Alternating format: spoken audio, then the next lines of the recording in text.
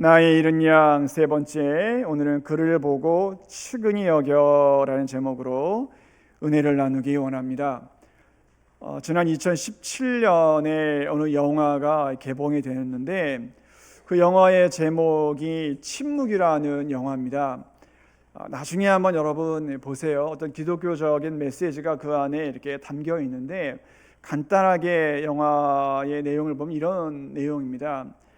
어느 그 재벌 아버지가 있습니다. 그러니까 남부를 올 것 없는 그 아버지가 있고 또 딸이 있어요. 네, 어느 날 이 딸이 만취 상태가 됐는데, 그러니까 누구를 이렇게 살해합니다. 누구를 죽여요. 딸은 기억을 못합니다. 그 사실을요. 그러니까 삶이, 그러니까 가정이 완전히 그 무너지고 어려움이 많이 이제 일어나지 않겠습니까? 그런데 이 아버지가 딸의 죄를 이렇게 자기가 이렇게 덮어쓰게 됩니다. 그리고 이제 아버지가 감옥에 들어가죠. 그리고 나서 이제 어찌어찌 해가지고 그 이제 마지막에 어떤 장면이 나오냐면 아버지는 감옥에 들어가 있고 딸은 이제 밖에 있는 거예요. 딸이 아버지에게 물어봅니다. 그러니까 뭐라고 물어보냐면, 아빠, 미안하다고 해야 돼? 고맙다고 해야 돼? 이렇게 물어봅니다. 미안하다고 해야 됩니까? 아니면 고맙다고 해야 됩니까? 이렇게 물어보거든요, 아빠한테. 그때 아빠가 뭐라 그러냐면, 너는 그냥 잘 살면 돼, 그러더라고요. 그 짤막하지만 그 대사가 이게 어찌 보면 우리를 구원하신 예수님의 마음일 수도 있겠구나라는 생각이 듭니다. 우리는 예수님의 십자가의 은혜를 받았는데 둘 중에 하나의 마음인 것 같아요.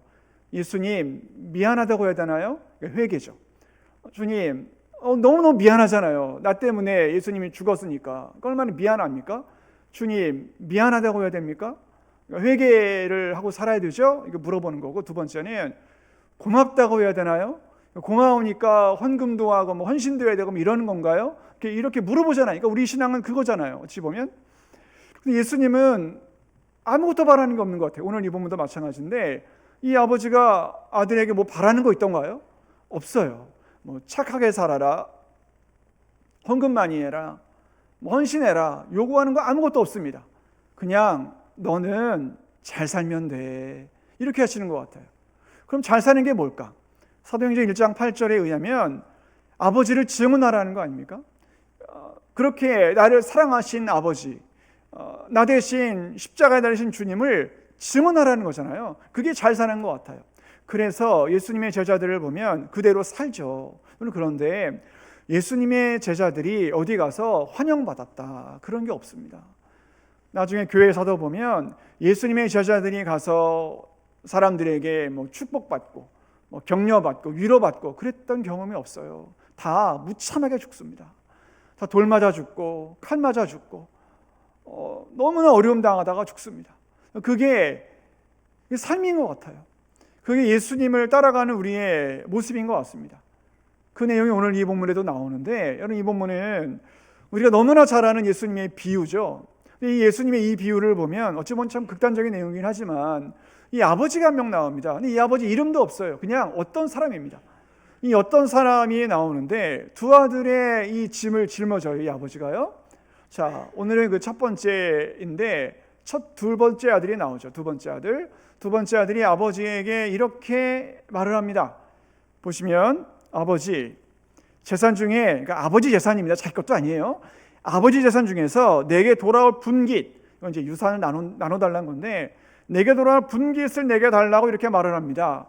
물론 이 부분이 법적으로는 문제가 없습니다. 그러니까 아버지 거 달라는데 무슨 뭐 법적인 문제가 있겠습니까? 다만 그 당시 윤리적으로, 종교적으로는 이 비난보다 마땅합니다. 아버지가 아직 멀쩡한데 재산을 달라는 건 아버지 빨리 죽으라는 말과 똑같거든요. 근데 이걸 달라는 거였어요. 그러니까 아버지가 줍니다. 우리가 아는 대로 이 내용을 보면 각각 나누어 줍니다. 이 장면을 보면 이 둘째 아들이 뭔가 가정에 어려움이 있었거나 사연이 있었겠죠. 그러니까 이민을 내가 가죠. 며칠 지나 이민을 갑니다. 또 아마 형과도 사이가 안 좋았던 것 같아요. 나중에 25절 이하를 보면 그래서 너무너무 보기 싫어가지고 갔던 것 같아요. 그래서 이게 시작됩니다. 자, 이제 갑니다. 먼 나라에 간 겁니다. 그리고 거기에서 잘 살면 좋은데 허랑방탕하게 재산을 막 낭비해요. 이 말은 재산을 막 뿌리면서 방탕하게 살았다라는 겁니다. 이 사람의 성정을 보여주는 거죠. 자, 그런 다음에 이제 어찌 되는가? 14절. 재산 다 없앱니다. 돈이 다 떨어진 겁니다. 비난마다 마땅하지만 이것도 이 사람의 선택이니까요. 마침 거기에 흉년이 됩니다. 궁핍해집니다. 그리고 나서 이 사람이 어떻게 되냐면 돈을 다 이제 탕진했으니까 궁핍해지는데 성경 원문으로는 알거지가 됐다 이렇게 직접적으로 설명합니다. 알거지가 된 겁니다. 가진 게 아무것도 이제 없는 겁니다. 그 놀라운 것은 집에 안 갑니다. 자, 우리가 이 부분을 묵상해 봐야 되는데 그렇게 알거지가 됐으면 아버지께 돌아가야 되잖아요. 근데 안 갑니다. 사연이 있었겠죠. 가지 않습니다. 그런 다음에 어떻게 됐을까요? 15절. 어쩔 수 없이 그 고장에 사는 어떤 사람의 집에서 더부살이 합니다. 이 주인이 그 사람을 어떻게 하냐면 들로 보냅니다. 이 들이라는 말은 농장이라는 뜻입니다. 이 농장으로 보내가지고 뭘 하게 하냐면 돼지를 치게 합니다. 근데 이 돼지는 우리가 아는 대로 이 이스라엘 백성들은, 유대인들은 돼지고기 안 먹거든요.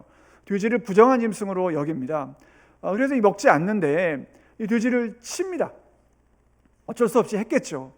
돼지를 치는데 더 어려워집니다. 16절. 너무 배가 고파 돼지가 먹는 쥐염 열매 나무로도 배를 채워보려고 했지만 그에게 먹을 것을 주는 사람이 아무도 없었다. 성경 원문은 기록합니다. 쥐염 열매는 뭐냐면 일종의 콩입니다. 콩. 이걸 그 당시에는 가난한 사람들의 음식이나 아니면 돼지의 사료로 먹였던 겁니다. 여러분 생각해 보십시오. 이게 참 이상하죠? 너무 배고프다는데 이 돼지 사료도 안 줬을까요?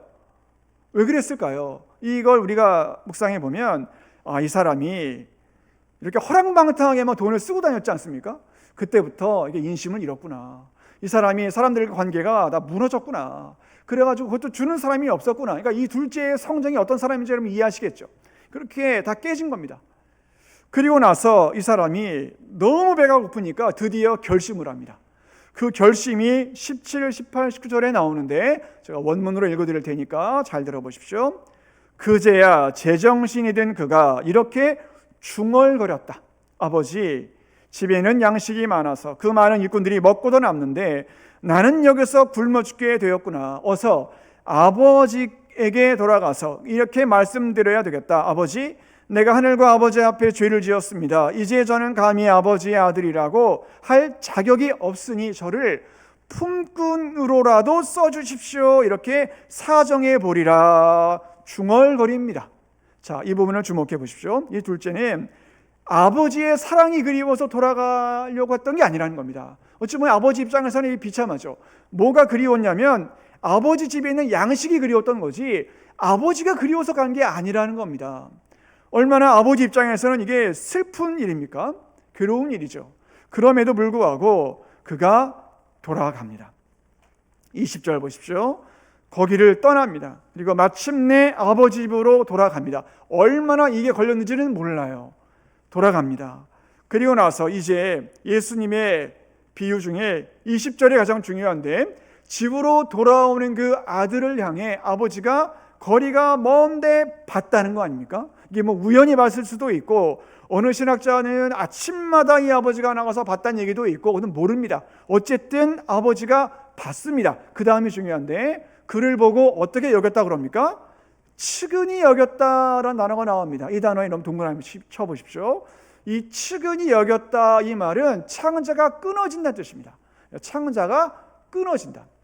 이 단어는 언제 나오냐면 마태복음 6장 24절 이하에 보면 우리가 너무나 잘 아는 장면이 등장하는데 예수님께서 오병이어의 기적을 행하시기 전에 마태복음 6장 34절에 보면 예수님께서 많은 사람들이 들판에 막 있는 걸 보시고 그들이 목자 없는 양같이 기진하여 힘들어하는 걸 보고 마음이 아팠다. 불쌍히 여겼다라는 구절이 나오는데 그 불쌍히 여기다라는 구절은 오늘 이 본문에 나오는 이 구절과 똑같은 겁니다.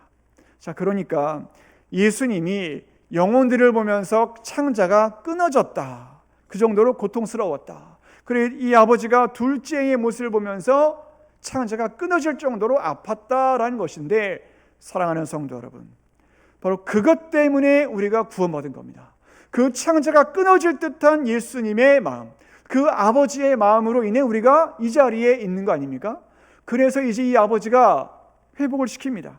자, 너무나 잘 아는 대로 제일 좋은 옷을 갖다 입히고 손에 가락지 끼워지고 발에 신발을 신겨주죠. 지금 이 장면은 신분 회복을 상징하는 겁니다.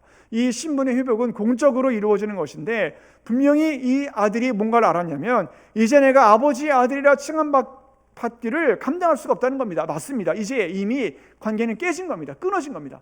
더 이상 아버지와 아들의 관계가 아닌 거예요. 품꾼의 하나라도 보는 게 다행일 정도로 관계는 깨진 건데, 이 아버지가 창자가 끊어지는 그 불쌍히 여기는 마음을 가지고 다시 받아 주신 거예요. 그래서 옷을 입히고 가락지를 끼워주고 신발을 신겨서 신분을 회복시켰다는 걸 마을 사람들에게 선포한 겁니다. 이제 관계가 회복이 되는 거죠. 자, 여러분, 우리가 이 장면을 유심히 봐야 되는데, 이 불쌍히 여기시는 주님의 마음을 우리가 주목할 때 그림 하나를 보십시오. 이 그림을 보면 이 장면이 어떻게 되는지 우리가 시각적으로 알 수가 있는데, 자, 스크린을 한번 보시기를 바랍니다. 지금 이 그림은 제목이, 아마 이 그림 많이 보셨을 거예요. 돌아온 탕자라는 제목입니다. 1669년에 네덜란드 화가 렘브란트가 그린 그림인데, 1669년이 왜 중요하냐면 렘브란트가 그 그림을 그린 다음에 얼마 뒤에 죽습니다. 이 그림이 러시아의 상트페테르부르크에 있는 어느 그 미술관에 있는데, 그 미술관에서 가장 유명한 그림이 바로 저 그림이에요. 저 그림 앞에 사람들이 가장 많이 몰려 있습니다. 저 그림 여러분 유심히 보시면 그림이 전체적으로 어둡죠. 색깔이요. 이 색깔이 어두운 이유는 저 아들들의 죄를 상징하는 겁니다. 그러니까 죄가 그렇게 어둡다라는 걸 우리들에게 보여주고 있고, 또 하나 중요한 것은 그 어둠에 대비되는 빛이 나오는데, 그 빛이 어디서부터 시작되냐면 그 아버지의 얼굴에서부터 시작이 됩니다. 가장 강하게는 둘째 아들에게, 그리고 첫째 아들에게도 지금 비춰주는 게 여러분 보이시죠? 그 빛이 비춰지는 겁니다. 이 부분을 여러분 보시면 아버지가 두 손으로 이렇게 아들을 이렇게 감싸주는 게 보이지 않습니까? 이 장면을 보시면 이 왼쪽의 손은, 여러분 나중에 그림을 보시면 왼쪽의 손은 이게 남자의 손이에요. 어떤 이렇게 근육도 있고 핏줄도 막 올라갈까 막 그래요. 그 손이고, 오른쪽 손은 이게 엄마 손입니다. 여자의 손이에요. 그러니까 이 렘브란트는 아버지의 손과 어머니 손을 같이 그립니다. 그 이유는 뭐냐면 하나님의 공의, 심판하시는 주님, 또 한편으로는 하나님의 사랑, 이걸 설명하기 위해서 그림에 넣은 거예요. 저기예요. 그런데 저 그림의 둘째 아들이 얼굴이 안 보이지 않습니까? 안 보이는 이유는 렘브란트가 저게 자기 얼굴을 그린 거거든요. 자기 얼굴을. 렘브란트는 참 여러 가지 힘들고 어려운 일이 많았는데, 이제 사망할 날이 얼마 남지 않아가지고 내가 정말 구원받을 수 있을까? 나 같은 죄인도 주님께서 받아주시나? 나는 정말 하나님의 백성이라고 부를 만한 자격도 없다라는 걸 직감하고 저 그림에 자기 얼굴을 그려 넣은 거거든요. 자, 그러니까 사랑하는 성도 여러분, 이 그림에 나오는 대로 아버지 하나님이 우리를 사랑하지 않으면 우리는 주님께 올 수가 없고, 아버지 하나님의 역사하심이 없으면, 즉 십자가의 은혜가 없으면 우리는 구원받을 자격이 없고 우리는 죽을 수밖에 없는 죄인이라는 것입니다. 때문에 이 아버지의 애끓는 마음, 아버지가 우리를 불쌍히 여기는 마음, 이것이 얼마나 중요한가를 오늘 본문은 우리들에게 보여주고 있는 것입니다. 제가 이 부분을 또 설명해 드리기 위해 어느 분의 아버지를 제가 설명해 드릴게요. 이분은 이 심재덕이라는 분인데, 이분이 마라톤 하는 분입니다. 일반 마라톤이 아니라 산에서 뛰는 마라톤을 해요. 이게 트레일 러너라고 하는데, 일반적인 마라톤은 평지에서 뛰잖아요. 근데 이 트레일 마라톤은 산에서 뛰는 마라톤이거든요. 그러니까 보통 50km 이상을 뛰어요. 보통 힘든 게 아니죠. 근데 이분이 굉장히 거기에 타고난 어떤 재능이 있는 것 같아요. 잘합니다. 지금은 나이가 57살인데도 굉장히 산을 잘 타시는 분입니다. 그러니까 산을 막 뛰어다녀요. 근데 이분이 신앙적으로도 또 삶에서도 굉장히 이 많은 사람들에게 존경받고 있는 이 러너거든요. 근데 이 심재덕 씨의 이 신앙과 삶은 어디서 왔냐면 그 아버지에게서 왔습니다. 이 심재덕 씨의 아버지는 시골에서 이렇게 지냈는데, 이 시골 마을에서 처음으로 예수님을 믿은 분이거든요. 이 아버지가 예수님을 믿었던 그 배경은, 어느 분이 예수님을 이렇게 전하고 부흥회가 있으니까 가보자, 이렇게 해서 부흥회 가서 예수님을 이렇게 만난 분이에요. 예수님 만난 다음에 이분이 자기가 기존에 있었던 모든 걸 다 이제 끊습니다. 뭐 술, 담배, 뭐 악한 거, 이런 걸 다 이제 끊어버려요. 그리고 오직 주님께만 자신의 삶을 이제 맡깁니다. 근데 이분이 젊은 날에 풍이 와가지고 다리를 절거든요. 그 저는 다리로 5km 밖에 있는 교회를 걸어 다녀요. 그 당시에는 차가 없고 막 그러니까 걸어 다닙니다. 이 5km를 왕복으로 갖다 다니는 건 이게 쉬운 게 아닙니다. 그렇게 이제 하신 거예요. 그리고 또 이분은, 이 아버지는 집에서부터 200m 떨어져 있는 곳에 계곡이 있는데 그 계곡에 세멘트로 이렇게 기도 자리를 만들어 놨대요. 그래서 거기에 평평하게 만들어 가지고 거기서 늘 주님을 찾고 주님을 의지하고 통성기도하고 찬양하고 그러던 아버지였다는 거예요. 그런데 이 심재덕 씨의 말에 의하면 그런 아버지가 싫었다는 거예요. 아마 여러분들 이 자리에서 그런 분들도 아마 있을 거예요. 엄마 아빠가 예수님 믿어서 싫은 분이 있을 거예요. 아니 왜 그렇게 헌신하냐? 뭐하러 그렇게 헌금하냐? 뭐하러 그렇게 주님만 찾냐? 난 너무 싫어. 그래서 교회 떠나는 사람도 아마 많을 거예요. 이분도 그랬다는 거예요. 그렇게 아버지가 싫었대요. 주여 주여 찾는 아버지도 싫고 찬송하는 아버지도 싫었다는 거예요. 예수님을 믿지 않았습니다. 그러다가 고등학교 2학년 때에 이 아버지가 위암 말기로 세상을 떠납니다. 그리고 나서 이 아들이 어디로 가냐면 아버지가 돌아가신 날 아버지가 기도하던 기도처를 찾아왔다는 거예요. 집에서 가까우니까 갔더니 그렇게 아버지가 기도하던 모습이 막 그려지더라는 거예요. 거기에서. 그리고 그분이 거기서 회심을 합니다. 이 자리에서 주님, 제가 아버지의 사랑으로 살았는데 그 사랑을 몰랐습니다. 저는 너무 철이 없는 아들이었습니다. 그때 이 심재덕 씨가 고등학교 2학년 봄에 변화가 됩니다.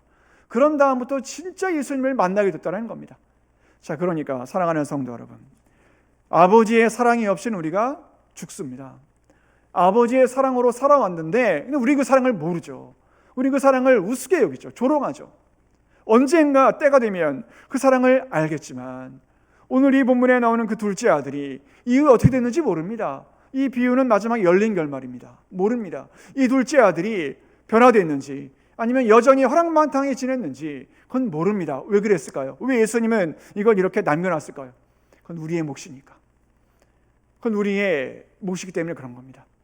요한복음 13장 34, 35절에 보면 예수님이 제자들에게 이런 말씀을 합니다.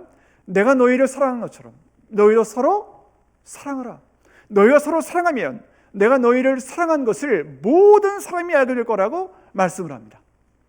너희가 서로 사랑하면 내가 너희들을 사랑한 걸 모든 사람이 알게 된다는 거예요. 그러니까 이 부분을 여러분 잘 보십시오. 지금 예수님이 어려운 거 얘기한 거 아닙니다. 내가 너희를 사랑한 것처럼, 물이 흘러내리는 것처럼 내가 너희를 사랑했다는 겁니다. 그런 것처럼 너희도 서로 사랑해달라는 겁니다. 이게 무슨 말이냐면 받은 사랑을 흘려보내달라는 거예요. 이게 어려운 게 아니잖아요. 받은 사랑을 흘려보내달라는 겁니다. 그러면 모든 사람이 예수님의 사랑을 안다는 거예요. 이스라엘의 가장 높은 산이 헐몬산이거든요. 이 헐몬산이 상당히 높습니다. 이 헐몬산에는 물줄기가 두 개로 갈라져요. 첫 번째 물줄기는 갈릴리오스로 갈라집니다. 또 하나의 물줄기는 사해바다로 내려가요. 그럴 때 여러분 이 부분을 우리가 주목해 봐야 되는데 갈릴리오스로 흘러가는 물은 갈릴리 호수에 담겨지는데 그 갈릴리 호수가 물을 어떻게 할까요? 자기도 흘려 보냅니다. 받으면 보내거든요. 그러니까 많은 생명이 거기에서 살아요. 그런데 사해 바다는 어떻게 될까요? 물을 받아요. 그런데 담지만 합니다. 안 보냅니다. 자기만 갖고 있어요. 그러니까 그 바다는 어떻게 됐을까요? 죽습니다. 어떤 생명도 못 살아요. 이게 무슨 의미일까요? 여러분, 우리는 예수님의 일방통행의 사랑을 받은 사람들 아닙니까? 근데 우리는 때로 쌍방통행을 원하는 것 같아요. 내가 받은 만큼 내가 사랑한다. 나를 미워하는 사람 내가 뭐하러 사랑해? 나를 불편하게 하는 사람 뭐하러 사랑해? 안 보면 되지. 나를 힘들게 하는 사람 내가 뭐하러 봐? 안 보면 끝이지. 우리는 다 이렇게 생각한다는 거예요. 우리는 그 신앙으로 산다는 겁니다.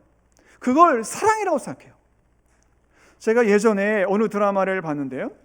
그 드라마 주인공이 이런 대사를 합니다. 민호야, 나는 사랑 같은 거 별로 안 믿는다. 우리 엄마 아빠 양가 어른들이 결혼을 그렇게 반대한다고 해서 도망쳐서 중내산에 하면서 결혼했는데 나는 두 분이 싸운 기억밖에 없다. 어려서 엄마한테 아빠가 왜 그렇게 싫어? 이렇게 하니까 돈을 못 벌어서 그렇대. 그때 알았어. 사람의 사랑이라는 건 이렇게 허약하구나. 돈에 흔들리고 잘해주지 않으면 짜증나고 별거 아니네. 이런 이야기를 해요. 그러니까 이 말을 들은 다른 사람이 이렇게 답을 합니다. 사랑이 허약한 게 아니라 사람의 마음이 허약한 거야. 이렇게 말하더라는 겁니다. 그럼 맞습니다. 사랑은 허약했던 적이 없습니다. 요한 1서 4장 16절에 하나님은 사랑이시라. 하나님의 사랑은 허약했던 적이 없어요. 해석하는 우리가 문제죠. 하나님은 지금도 우리를 사랑하시고 부어주신다니까요. 근데 우리는 그걸 받기만 하잖아요.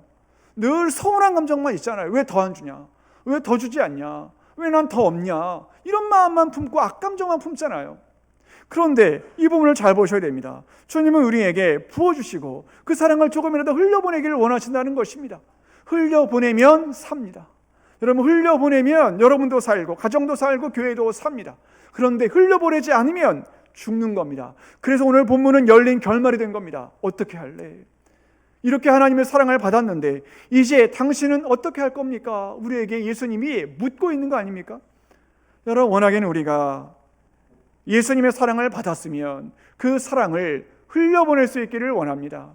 태신자 작정을 했고 그 영혼을 위해 기도했습니다. 신앙 양심이 조금이라도 있다면 작정하셔야죠. 신앙 양심이 우리에게 조금이라도 있다면 그 영혼을 위해 기도하고 그 영혼에 예수님의 사랑을 조금이라도 흘려보낼 수 있도록 우리가 해야 되겠죠. 저는 오늘 우리 남산교회가 사해바다가 되지 않기를 원합니다. 사해바다가 되면 다 죽는 겁니다. 갈릴리 호수가 되어 영혼들이 살고 이 장소에서 주님을 만나게 되는 것입니다. 오늘 우리 모두에게 하나님의 은혜와 사랑이 충만하기를 원하고 그 사랑을 받았다면 흘려보낼 수 있는 우리가 되어서 하나님의 이 애끓는 사랑을 우리들이 증거하고 증언할 수 있게 되기를 주의 이름으로 간절히 축원합니다. 아멘.